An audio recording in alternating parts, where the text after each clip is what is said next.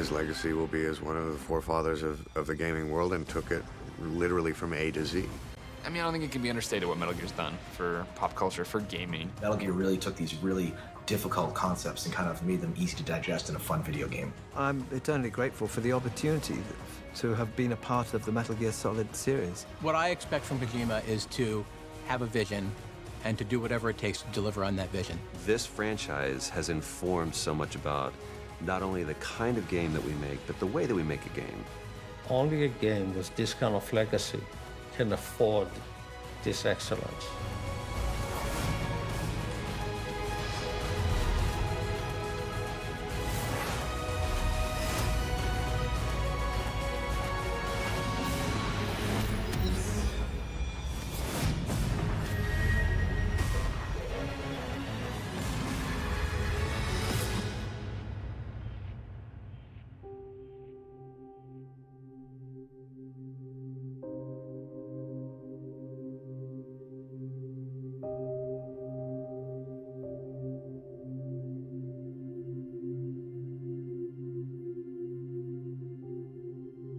Mr. Kojima kind of arrives, the first time I met him, he arrives almost much farther ahead of his physical presence.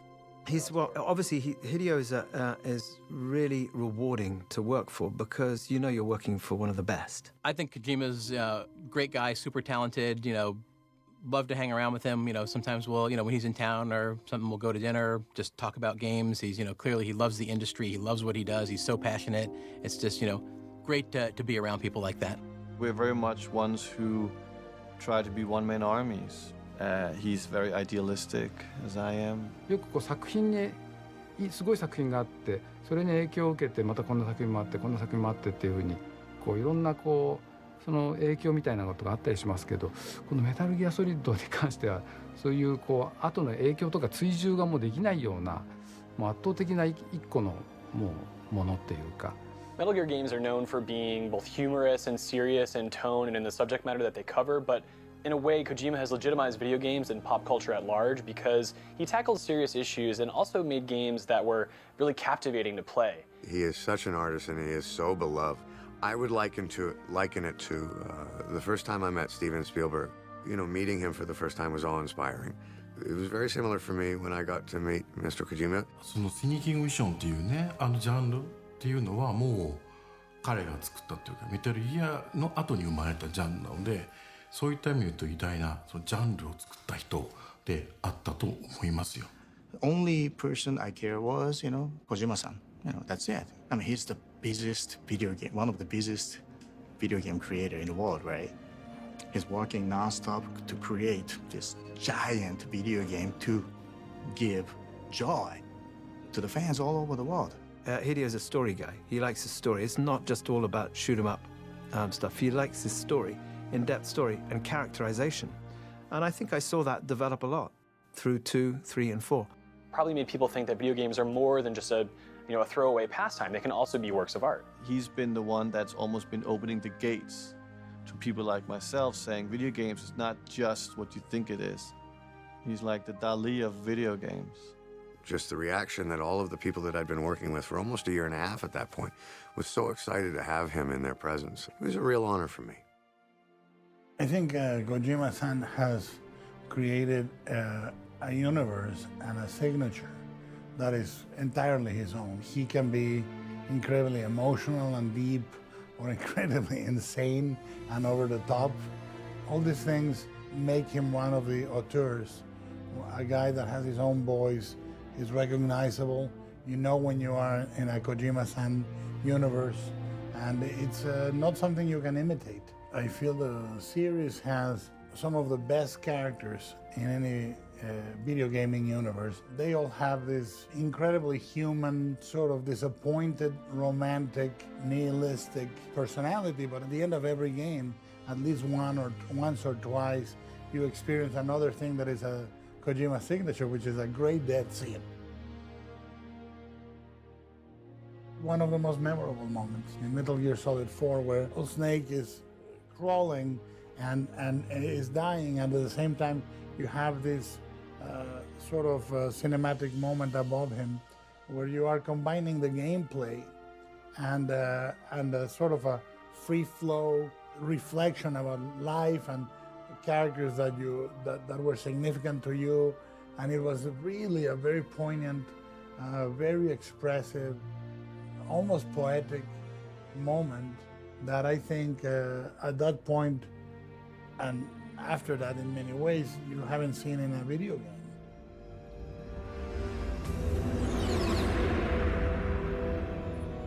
The nuclear weapons disposal facility on Shadow Moses Island in Alaska's Fox Archipelago was attacked and captured by Next Generation Special Forces, being led by members of Foxhound. My first exposure to Metal Gear was, of course, PlayStation. For me, it was a revolution. First time I remember playing Metal Gear is on the PlayStation. E3 in 1997, when the first Metal Gear Solid was coming out. I must have put about 15 hours minimum into that demo. Metal Gear Solid arrived around the time that 3D graphics were starting to become a thing for console games, and for me, playing that for the first time and seeing Snake infiltrate underwater, it was really special because the way Kojima used cameras to sort of create a cinematic feel for the game. Dealing with emotions I had never seen from a video game before. Well, you know, sitting there over Sniper Wolf's body, us two high school boys sitting there like, oh, it's okay. Don't worry about Otacon, we're gonna be okay. You're a hero. Please, set me free. I have two young stepsons, and they were huge fans of that game. And it was something that I became aware of because I used to have to try and drag them away from the TV if it was dinner or something like that. Some other type of game, just run in, start, shooting people, it's just, no. I spent hours on a scene finally, realizing, okay, look, this, you got to attack this like you would in normal life, and that's what made it great. That iconic sound when you first get caught, when you're trying to stealth, and that that sound and the exclamation point, it's just one of those things that kind of stands out in your memory. So that's one of my earliest kind of iconic memories of Metal Gear. I think Metal Gear has influenced the game industry in a lot of ways, and one of the key ways is to have game designers think about their game from a filmic angle. That's not to say games need to be movies, because games and movies are very different mediums, but if you can view your game through the lens of what would this look like if a cinematographer were working on it, what if you had a AAA type of composer that plays the right music right when you're going to fight the last boss? Just knowing all the technology that goes into it. I mean, I can take a camera and put it somewhere with two people. He has a whole force of programmers after that has to basically go from his commands to putting it together. But that mindset must be very fascinating, the understanding of what is doable. What? My hand! This one hit me like you can still play. It doesn't take you away from the game, but you're following the story. I played it multiple times on PlayStation, and then with MGS2 as well.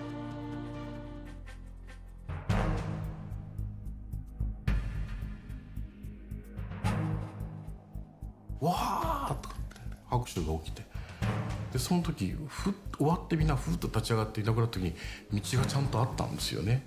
One day, a package arrived in my studio. I was busy trying to be a film composer. It was early days for me. The CD had on it examples of my music from The Replacement Killers, and actually music I'd contributed to Armageddon, Enemy of the State, a few action films. And the letter simply said, "This is how I want my game to sound. Are you interested?" And you know what? Flattery will get you everywhere. Yes, was the answer.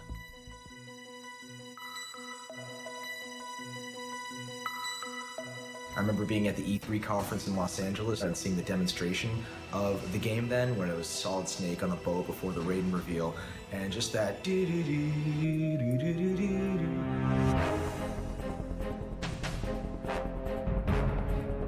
It is still, in my opinion, one of the top 3 video game scores of all time. It was for Sons of Liberty. You wanted to do like a big title sequence, a completely animated title sequence, and not just cutting together game footage, but creating a lot of new content. I remember the idea of like this sort of double helix of DNA, the shapes of the scales of the snake skin, and trying to find these sort of symbolic juxtapositions in the opening credits. I remember going and visiting him in Tokyo after Metal Gear Solid 2 had shipped. And the office is dark. There's only one light on. It's Kojima in the corner. Everybody's on vacation, and he's sitting there planning out the story and the scenarios for the sequels.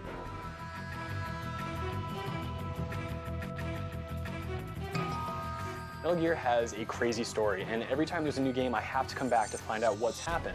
Every game jumps around maybe 10, 15 years, and it's always a chunk of time you're missing. So when a game comes back and is sort of talking about that missing part of the timeline, it's impossible for me to resist. If Hideo, as he asked you to do Metal Gear Solid 3, because we hear there's gonna be one. So, you know, we did this thing on an oil tanker, we did this Metal Gear Solid 2 thing, and, you know, go set it in the jungle or something, I might consider it. Hey, he set it in a jungle.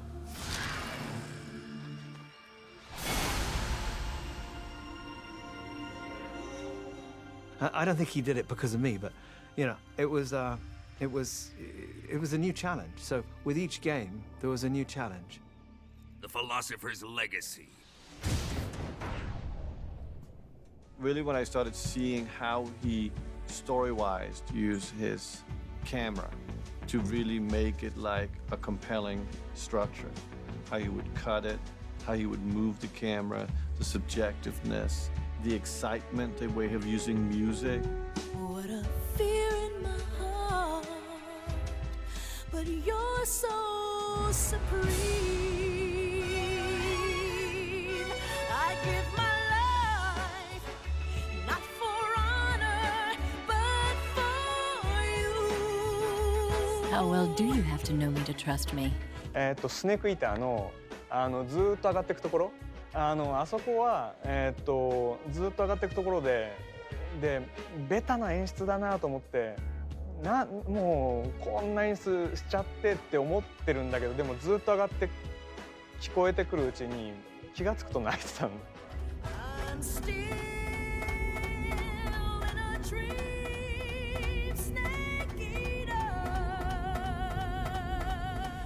But I don't know why, but I was crying.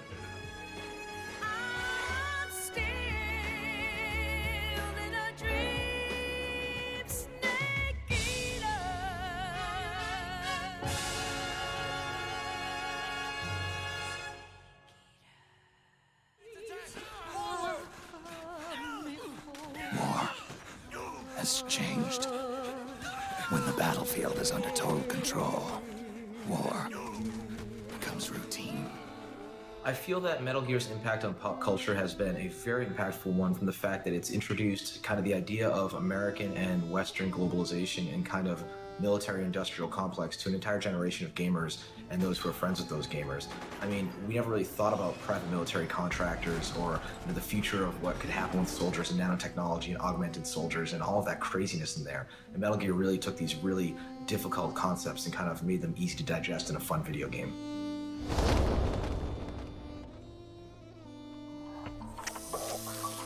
Yet again, our paths cross.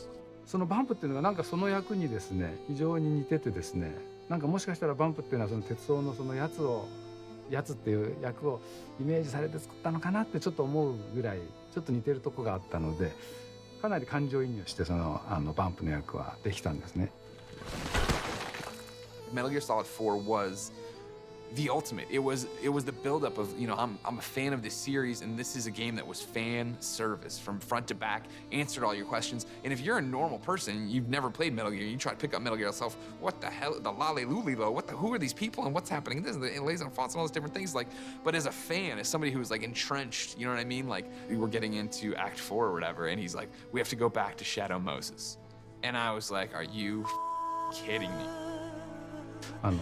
ゲームをやってるとかこんなんだよっていうのをですねシミュレーションで見せていただいたんですけどね、これ映像だけ見てもすごいのにその世界で入ってゲームなんかした日にはですねとても危険だと思いました。ほとんど本当に戦場にいるというかですね臨死体験しちゃうんじゃないかっていうようなぐらいの体験をする感じがしました、このゲームを。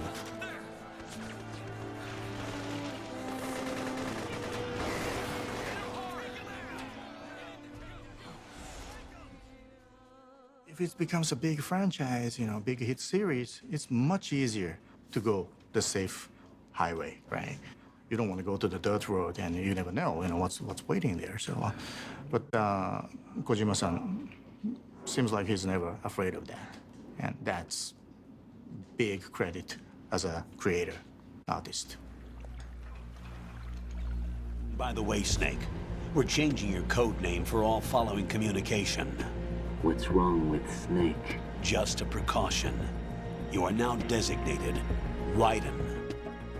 I played the demo for Metal Gear Solid 2, like a lot of people did, and you went through the tanker mission, and it was great. And so, you know, it's kind of a long prologue, and so when the credits started coming up and you actually start to play what you're thinking is a real game, I just kind of rolled with it. You know, it was kind of cool because you're like, oh, great, this is like such a new experience from the demo. It's a totally new character. That's great. The name of their leader is Solid Snake. The hero of Shadow Moses? So that's why you changed my code name. It was a huge deal to play as Raiden. Are you kidding me? Because for me, it was like that first like 15 minutes of like, all right, when's the other shoe gonna drop? When am I coming back as Solid Snake? Oh, okay, it's an hour in. When's it gonna happen? 2 hours in, 3 hours, and then you're like, holy crap, this is the game. As cool of a character as Raiden is, to me, it's always been Snake. And it sort of starts to dawn on you that like, wow, this is not going back. You even meet Snake through sort of an alias that he uses, and you kind of realize, okay, I'm not gonna play him. だからライデンっていうのを聞いた時に、ああ、なんでこんな髪の長いやつがとかって思ったんだけど。Whiny little jerk who just sits there and cries all the time with his blonde hair and all this other stuff. But for me, it wasn't, you know, a deal breaker. Interestingly, at first I felt a bit negatively about it. It was kind of hidden for a while, wasn't it? I think. But I actually think the game's a lot better for it. Why don't you just let us handle the grunt work? You can tell us what to do over the radio, like in the original mission plan. One of the very interesting things that happens in the Metal Gear Solid series is that you as a player may have certain expectations about what's going to happen, but the games rarely turn out as you think they will. I was aware when I started these things that Hideo was, you know, he was a tricky one. He was switching things up. He was always trying to fool the audience. And musically, I had to be careful what I was doing with him and follow his lead. It wasn't so much a kind of like a, oh no, where's Snake gone? It was more just sort of like a, how on earth did you kind of keep that secret? You know, it's kind of like, that's the kind of, it's almost like a sort of magic act, you know, the ability to kind of hide something that big. When the tanker ends, then we come in and it's like, why are they redoing the opening of Metal Gear Solid 1 and you rip off the mask and you're not Snake? That was an awesome moment. And then it became, all right, well, why am I this guy? Who is this guy? What's happening? How is the Colonel still here? It's fun when you don't know what's coming. We want to be surprised me. So the fact that he can take these risks and trust himself to make it happen. You just fall down the rabbit hole so easily with any one of these games, right? Where the story just gets out of control and you want to know what's coming up next. Like all of his choices, a very bold one. To take that risk, and the game, you know, obviously turned out to be amazing. You know, looking back now in 2015, I thought it was a great move to make that switch. Yeah, at the time, I'm sure, like many people, I was like, give me Snake. And I think the ability to make these drastic changes in a game comes, you know, like the farther you get into a franchise, the more people are willing to accept some change. Doing it early on just shows, you know, like how seriously he takes that ability to kind of tell a story more so than just, you know, ship something that people expect. You know, you're putting this character who you always play as, you know, you're viewing him from a different perspective, and it gives him more, I guess, it grounds him more as a real character, and you can see how skilled he is compared to someone so new. If you run out of ammo, you can have mine. You got enough? Absolutely. Infinite ammo.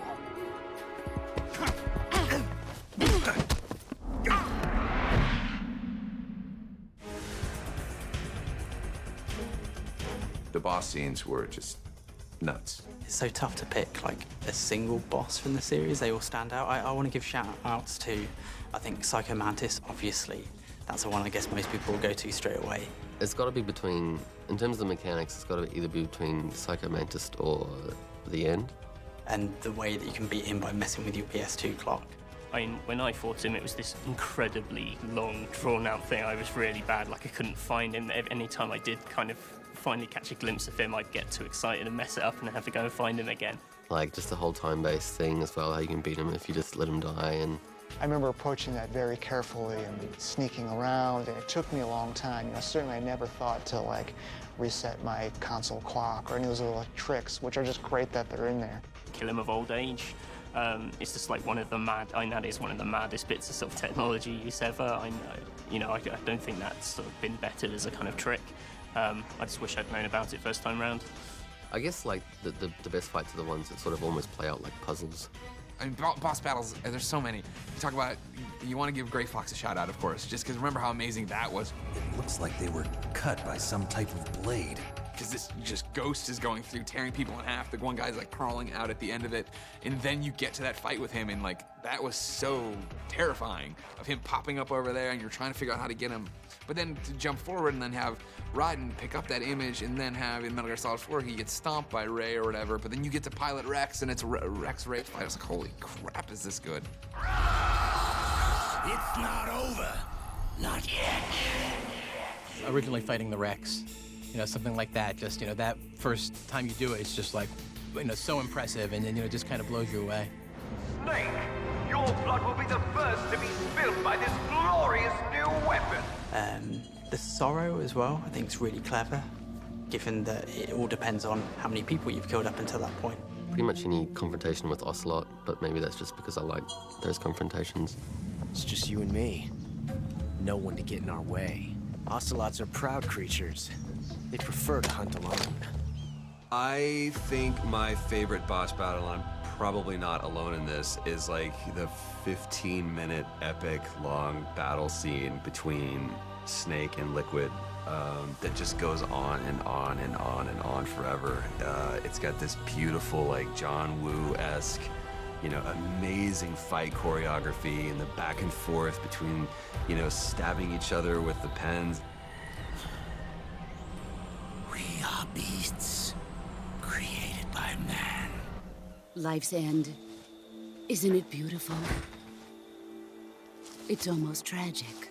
If I had to pick one boss above all others, it would be the boss from the end of MGS3. Not just because the fight that you have, I mean, that alone is amazing. The CQC fight is really memorable, but just the meaning that's layered on top of it. Like, this was your mentor. She was everything in that story. I raised you. I loved you. There is nothing more for me to give you. All that's left for you to take is my life. Snake will, as best as he can, kind of develop some kind of affection for a character.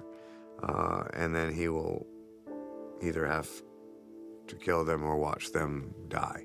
It was heartbreaking to play that and, see it through to its conclusion, because I didn't want to go the way that it did. It was inevitable. I knew it had to be done, but I was kind of torn up inside when I was doing it, knowing that, the outcome was kind of inevitable.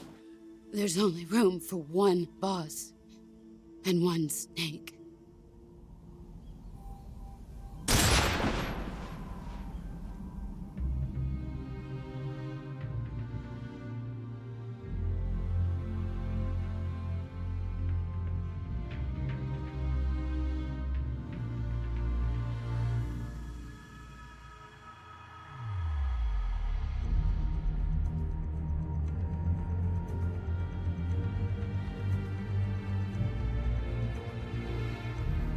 We met up here in LA about 7 or 8 months ago, and he took me to his studio here in Los Angeles and kind of introduced me to the future of what he was going to be doing. Hideo is not just an innovator with his gameplay, he's also an innovator in how he markets his games. And I've had a great partnership with him over the years for some of his reveals, like the Phantom Pain. He spent 18 months putting together a fake development studio, Moby Dick Studios, just to toy with the fans for that reveal at the Video Game Awards. When I first saw the trailer for Metal Gear Solid 5, I was just blown away. Well, watching that trailer, I was really struck by the tone of it. Certainly like the sounds that were used, obviously the graphics and stuff. And I can't say that I instantly thought, okay, this is the new Metal Gear game, but I certainly, that was my suspicion. And obviously when the theories started coming out and stuff, I was definitely on board with a lot of that, which didn't take long. Metal Gear Solid 5 wasn't revealed as Metal Gear Solid 5, it was revealed as The Phantom Pain, which is the subtitle that applies to the major game. We had to find a way to cut the letters in The Phantom Pain, have these little indentations, so that those indentations later on would hold all the characters from Metal Gear type. And we thought we were so tricky. You know, we thought that nobody was going to figure out that that was the space for the T and that was the space for the P. I went to like all the different forums and I was following all the conspiracy series and watching them like piece together like little hints. Like there was something like in the lettering, there was like the negatives that spelled out like Metal Gear Solid 5. And in like 4 hours, there's all these, you know, hundreds of people on the internet like trying to like line things up. You see this? Diamond Dogs.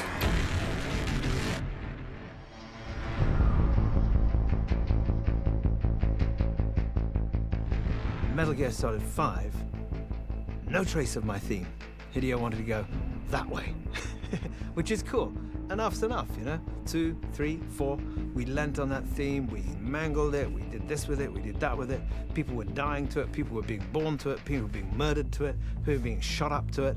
I've produced the music for this new game, but the composer is Justin Burnett, who's a kind of someone who's worked with me, under me, on many of these things, so he knew the ropes anyhow. And it's going to be really super cool. I think the fans are going to be really happy about it. Solo infiltration of the Soviet-made ground forces. Should be the perfect one. How big is this game going to be? You know what I mean? Like, Metal Gears are linear. We know, you know what I mean? I'm on Shadow Moses. I'm in Metal Gear Solid 4. I'm sneaking around this, like, destroyed area, but there's a point A to point B kind of thing. And when they pull back and they show the map for the first time, and it's like, go anywhere. Do whatever you want. Like, there's guys everywhere. You can Fulton them out. You can go do this. It's like, what the hell is happening? Like, how did they take what I love about Metal Gear and put it into an open world? Well, for me, the Phantom Pain and that whole character of Snake is one of the prime examples of using what I come from, which is storytelling from a movie perspective, combined with an interactive perspective. I'd say what brings me back for each new installment of Metal Gear is first off to see how crazy it's going to get, and second off to see how Kojima's going to top himself and how he's going to pick up where he left off, because each game feels like it could be almost its own chapter, like he's wrapping it up, but then there's always another story to tell in the series, it seems. Knowing that his vision is to make this open world, or at least open area, where you can kind of explore more, I know that that's going to be his focus, and he's going to put emphasis on making sure it's good. So I'm 100% bought in. I can't wait.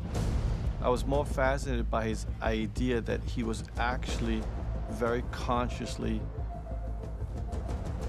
forcing you to make choices through the story. All I would say is it's important that people revisit Ground Zeroes again just before the Phantom Pain comes out. They may have played it last year and played it extensively, but I think it's going to be quite key to dive back in the weeks or, you know, a month before the final game comes out and really rinse it once more. You know, it's Kojima's last Metal Gear, right? So it's kind of like letting the players loose, sort of thing. When I sat down to play Ground Zeroes, I think the first reaction was just my pride and how much it hurt. You know what I mean? Like, it's not as easy as it was where I could walk somebody through Metal Gear Solid 2 on the phone. Now it's like, you know where those guys are gonna be and what they're doing, but you might make a noise here, you might hit a pot over there, this is gonna happen. Like, you open a door too loud. There's all these little things that it's like, okay, it really is the next level of Metal Gear, and what do I do with that? When you have so many mechanics to play with and you have control over things like a day-night cycle, which can totally impact the way you approach a mission. For me personally, I think for fans it's really exciting, but I think it's also going to impress people who maybe weren't fans of Metal Gear in the past, because it's not so focused on sticking to the tropes and the cliches that Metal Gear is known for. It really breaks out of the box and does something totally new. The small details that he really cares about, which, you know, like myself, that's what makes the big difference. You know, I mean, if you're shooting a movie in a house, you spend a lot of time on curtains because curtains are the last details. For him, it's like, you know, how does the horse eyes blink? You know, it's like things like that which shows dedication. And my God, you can't take away that from anyone.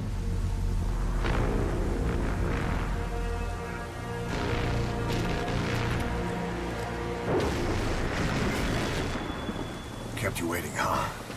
First of all, my hat went off to Kiefer for really throwing his full weight into it and bringing it and submitting himself to the process and understanding who the character was and allowing it to breathe. What I think he's done with these characters, and specifically the character that I got to play, this is a man who's going to do the right thing for the right reasons. He's not doing it for money. He's not doing it for glory. This is a character who has a very strong sense of right and wrong and is going to do things according to that. And he's being confronted with circumstances that are beyond any one man's capability. Now go! Let the legend come back to life. I also freaked out because I got to see basically my face on Ocelot. And for me as an actor, for me as a fan, that was huge. Now I'm playing Miller, and you know, and what a fantastic role to be cast in. Miller has a lot of vulnerable moments in The Phantom Pain, obviously with what's happened to him physically and mentally. Metal Gear Solid 5 is a darker game. It's musically, as I say, it's a departure. I produced the music. Justin Burnett's created some of the music for this.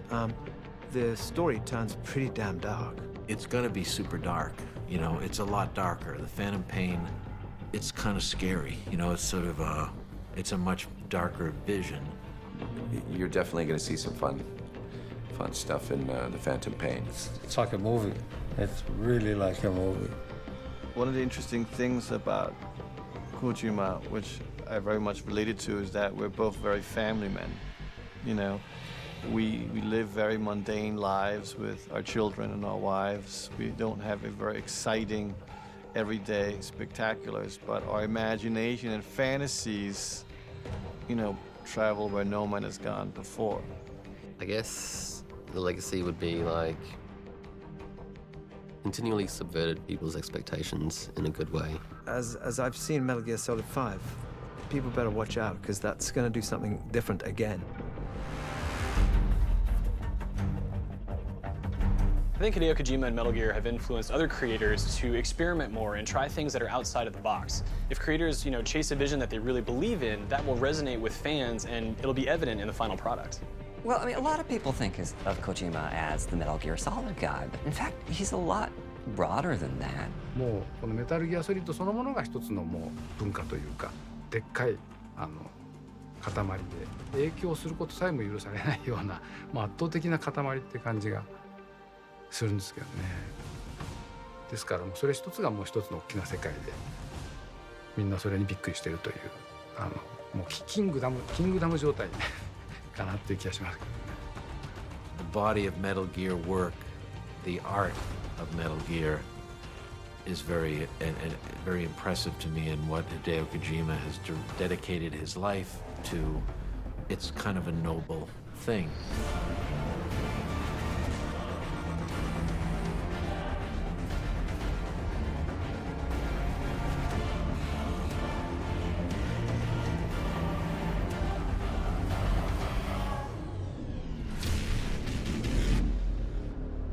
Hideo Kojima to me, 100% pure respect. That's it.